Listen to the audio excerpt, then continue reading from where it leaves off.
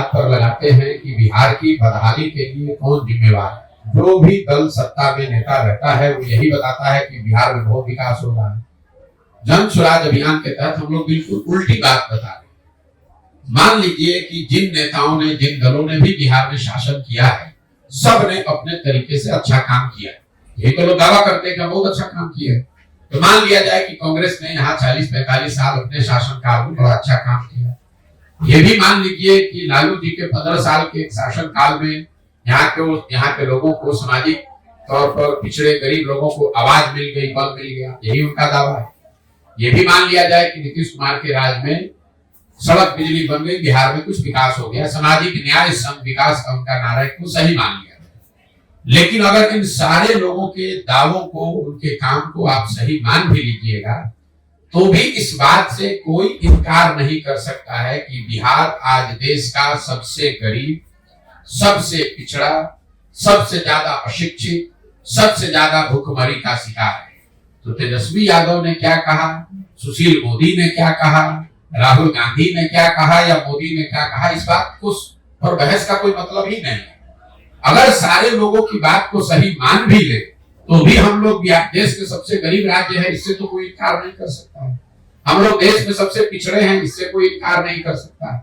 देश में सबसे ज्यादा पलायन बिहार से हो रहा है, इससे कोई इनकार नहीं कर सकता है। तो इस बात पर कोई टीका टिप्पणी करने का मतलब नहीं है। और तेजस्वी यादव की जितनी विद्वता है, जितनी समझ है, उतना ही तो बोलेंगे। जिस आदमी को यही नहीं पता है कि जीडीपी होता क्या है, खड़े होकर कैमरे पर उस व्यक्ति ने कहा कि देश में सबसे ज्यादा जीडीपी तो बिहार का है। तो यही होता है जब आप जीवन में खुद पढ़ाई लिखाई नहीं की, जब आपकी खुद समझ नहीं है, तो आपको ये भी नहीं पता है कि जीडीपी होता क्या है। हमने तो कैमरे पर कहा कि तेजस्वी यादव जी अपने और अपने सलाहकारों के साथ बैठ जाएं, 10-15 दिन की तैयारी कर ले, और तैयारी करने के बाद, सीखने समझने पढ़ने लिखने के बाद आकर कैमरे पर खाली ये बता दें कि जीडीपी होता क्या है और इसकी गणना कैसे होती है। अगर ये तेजस्वी यादव कैमरे पर बता दें कि जीडीपी क्या होता है और इसकी गणना कैसे होती है, तो मैं आपको बता रहा हूं, ये पूरा अभियान उनके समर्थन में वापस लेकर, उन्हीं का झंडा लेकर, उन्हीं को नेता मानकर घूमूंगा। जिस व्यक्ति को ये पता ही नहीं है कि जीडीपी होता क्या है, भैया स्टेट का जीडीपी क्या होता है, जिस आदमी को पता ही नहीं है, उस पर विकास, वो आदमी विकास पर टीका टिप्पणी कर रहा है, उसको आप लोग गंभीरता से लेते हैं। इसीलिए तो इस दुर्दशा में हम लोग हैं। अच्छा, मेरा एक सवाल है कि आप पूरा बिहार लगभग 16 महीना से घूम रहे, आपको बिहार में गरीबी के स्तर पे आपने क्या क्या चीज को देखा अलग अलग जिलों में? पहली बात तो हम अभी पूरा बिहार नहीं घूमे, अभी करीब आधा बिहार घूमे हैं। बिहार में गरीबी बदहाली का जो आलम है, उसको देखने के लिए, समझने के लिए आपको गांव में पैदल चलने की जरूरत नहीं है। ये तो आंकड़ों में भी बैठकर, दिल्ली पटना में बैठकर, या आप बकरी में अपने पंचायत बेगूसराय में बैठ के भी बता सकते हैं कि कितने लोग गरीब हैं। पदयात्रा गरीबी को देखने के लिए नहीं है, गरीबी के पहलुओं को समझने के लिए कि लोग इतनी गरीबी में जी कैसे रहे हैं, इस गरीबी का कारण क्या है। 400 रुपया वृद्धा पेंशन यहाँ लोगों को मिलता है, तो पदयात्रा के दौर ये 400 रुपया वृद्धा पेंशन मिलता है, तो आपको आंकड़ों में दिखेगा।